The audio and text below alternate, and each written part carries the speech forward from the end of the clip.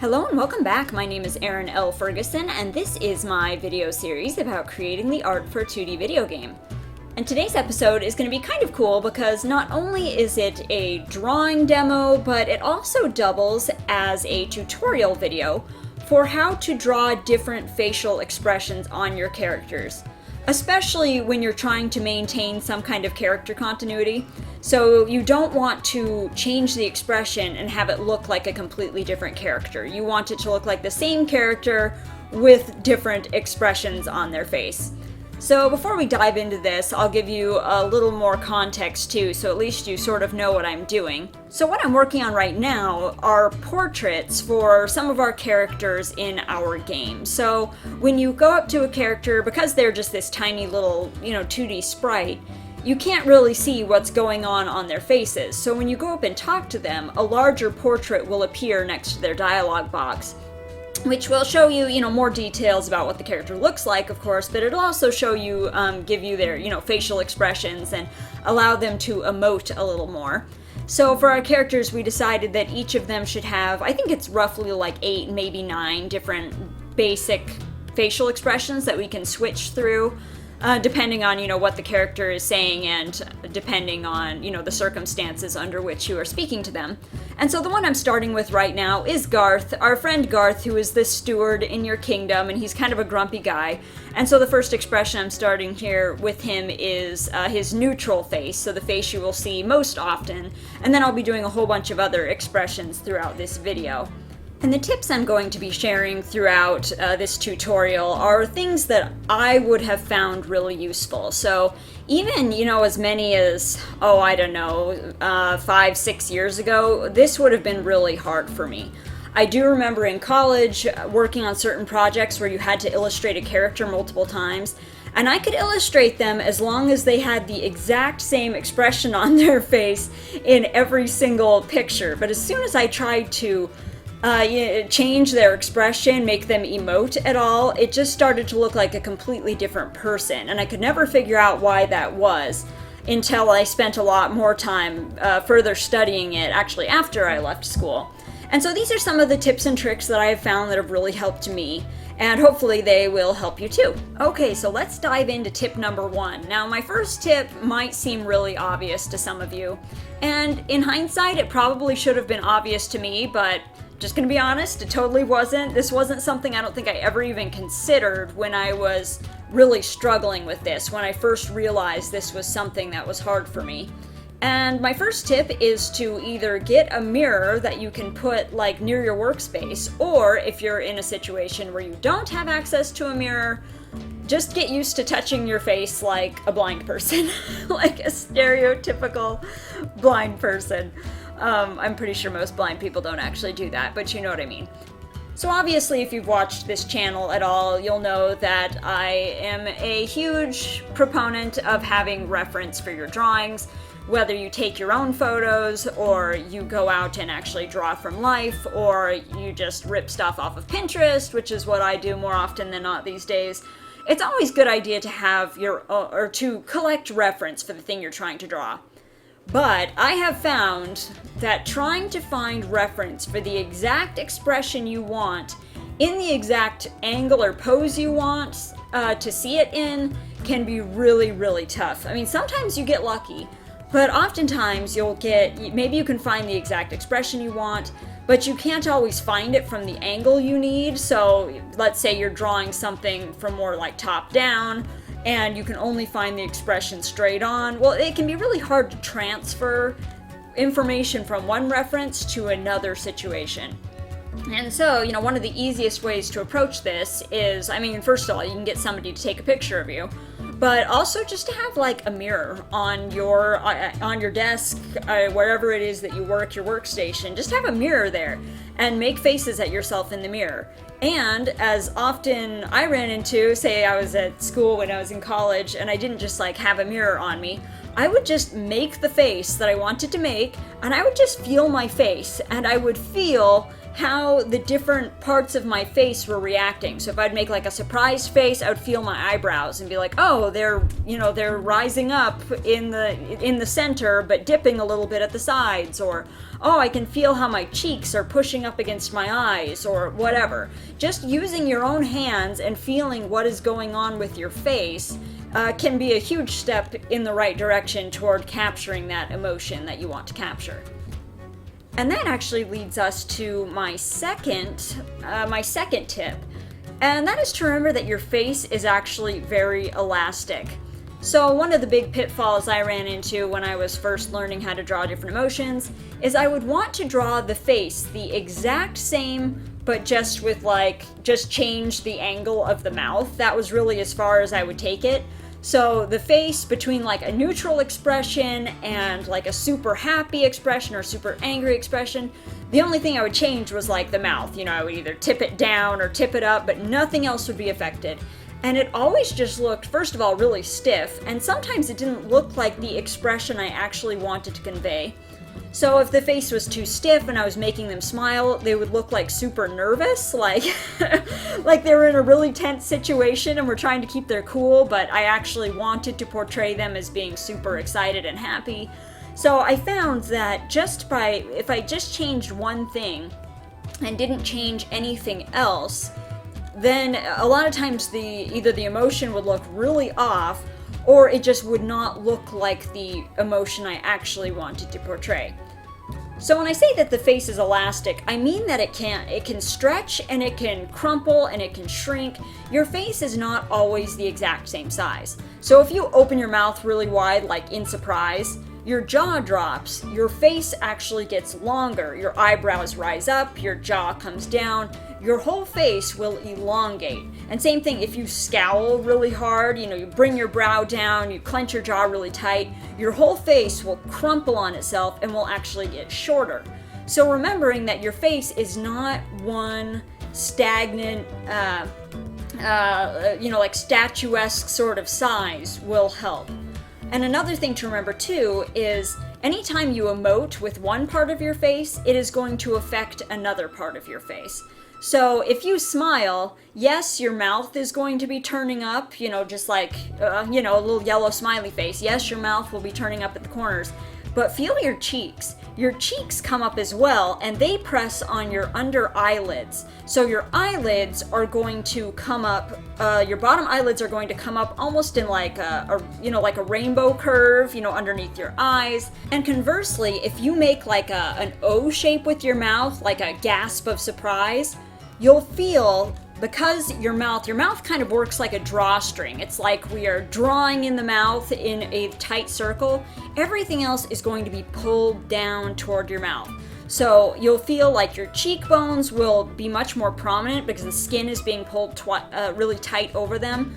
And your eyes will get wider because that bottom eyelid is being pulled down toward your mouth. So you'll actually see more white around your eyes, which of course also contributes to that surprised expression. And by combining different features, you can create more nuanced expressions. So, for example, if you want to show somebody who is happy but surprised, you might do, a big smile on their face, but also do the super like shocked eyebrows that go up really high, that pull on the eyes so that you see, more white around the eyes. So it's like they're happy, but they're surprised, like they've received this exciting, gift, a surprise, they've gotten a puppy for their birthday, that sort of expression. You can mix and match different parts of different expressions to create more nuanced, more specific emotions. And that's how you tell the difference between, say, like a genuinely happy smile and like an evil smile. So a genuinely happy smile, big smiley face that pushes on the undersides of the eyes, you get the little crinkles at the corner, that happy jolly Santa Claus smile. Or as opposed to, say, like an evil smile, where yes, their mouth is smiling, but their eyebrows are tilted down and angled, and so their eyes are a little bit squinty and they look kind of fierce. So by mixing and matching, what's going on with your eyebrows, what's going on with your mouth, what's going on with your forehead, etc., you can create really specific emotions. So the third tip I have for you is that gaze matters.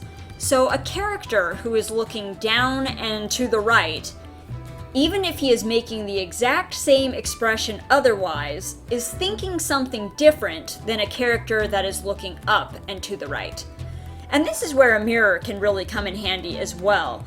So if there's a certain expression you want to capture, so looking at yourself in the mirror and paying attention to where your eyes go can really help you to capture that exact sort of nuanced expression.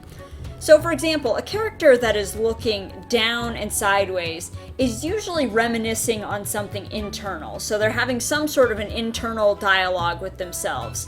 Whereas if a character is looking directly to the side as opposed to down and to the side, that's usually a fairly alert expression. So if I hear something to my right, I'm going to glance quickly directly to my right. So if you look like straight up at the ceiling, a lot of times you are trying to remember something, and often you are trying to invent something. So if somebody asks you, well, what happened to the last cookie in the jar, and you look straight up at the ceiling and say, I don't know, maybe the dog got it, you're obviously lying. Your eyes have given you away. And in the same way that your gaze can help show your emotion, also the size of your pupil will show your emotion as well. So in real life, if you are looking at something that you really like, or you are looking at something that you are attracted to, your pupil gets bigger. And so you'll see, cartoonists, animators, they'll really play this up. So if somebody's trying to show affection or they're looking at something they desire, their pupil will get huge. And in fact, more often than not, and I definitely use this trick all the time, I don't just make the pupil get bigger, I actually make that whole structure get bigger. So the pupil and the iris, I will play with the size of both of those. That doesn't happen in real life, but if you are cartooning like I am doing here, you can use that trick as well. It's really effective. So for example, in Garth's happy pictures, his pupil, his iris, that structure of the eye is fairly large, but in his angry portrait, I shrink it down so that it's smaller and you can actually see more white around the outside of the eye, which makes him look even crankier than it would if I had just kept that structure the same size it was in the other portraits. And so by changing the size of the pupil, so if a character sees something that really disgusts them or they're really, really angry, you can help drive that point home by just changing the size of their pupil, or if you want to, the whole, eye structure if you're cartooning like I am here. And that leads me to tip number 4, which is to use the rest of the body if necessary. So in these pictures, you really can't see any more of Garth's body than just his shoulders, his neck, and his head. But I do throw in the hands when I felt it was absolutely necessary. So you'll notice when people are talking about something they're really passionate about, whether they're angry passionate or happy passionate, they bring their hands up. Their hands tend to travel somewhere around their chest to their face. And that is one way that we emote more extreme emotions. Does that make sense? That's the way we convey more extreme emotions. We'll put it that way. And so I didn't use that on all of his portraits here. But for example, the one where he's really disgusted, I threw his hands up in front of his face, to block him from the thing that he's just, he finds revolting. And the portrait where he's really happy, I bring up his hands into like the lapel grab, position up there high on the chest. It makes him look very proud, kind of puffed up, just really pleased. And that's one way I distinguished his portrait from happy portrait to really happy, because we have both. We have a neutral portrait, we have a happy or pleased portrait, and then we have a super happy one where he's got his hands up there by his collar. And so I would recommend, using the rest of the body as well to drive an emotion home, especially if you have more emotions that are on more extreme ends of the spectrum. So my last tip number 5, is to consider the blood flow to the face. So this might sound a little bit odd, but depending on what expression you're making, that can affect the coloring in your face. So when people say things like, when they feel scared, they say the color drains from your face. Well, that happens literally, to some extent. your blood flow is restricted away from the surface of your face, and so you will be very pale. But at the same time, if someone is really angry and they've got their face, clenched up, blood flow will be concentrated right around, especially around the nose, around the bridge of the nose, around the inner sides of like the cheekbones, kind of the center of the face. So people who are really angry tend to get very, very red in the center of their face. Whereas people who are embarrassed will get really, really red kind of all through their face, especially in their cheeks, but their entire face, will light up and turn red from just that increased blood flow.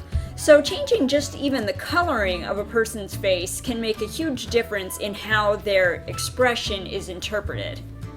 And so those were my 5 official tips. I also have one more sort of bonus tip for those of you who are cartooning. This won't apply really if you are working in a super realistic style, but if you are cartooning, feel free to use other clues to help your character emote. So for example, if your character is really surprised or really excited, maybe their hair stands, on end. Garth here doesn't have very much hair, but you can see that I used his mustache to really enhance his emotions.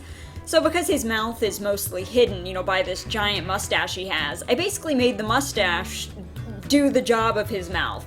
So when he's sad, it's really, really heavy and droopy. When he's angry, it's really upright and rigid. And when he's smiling, the whole mustache, just smiles. And so you can use things like that as well to help convey emotion, especially if you are cartooning or working in a looser sort of style. So I hope that all of these tips have helped you and that you are able to take some and apply them in your work. As always, I will be back again next Friday with another video. And I will probably do, because I have to do a whole bunch more of these character portraits, instead of doing tons of videos where I'm just drawing character portraits, I might do some more like drawing tutorials in the future. So stay tuned for those. And again, I hope you enjoy the rest of your week, and I will see you next Friday.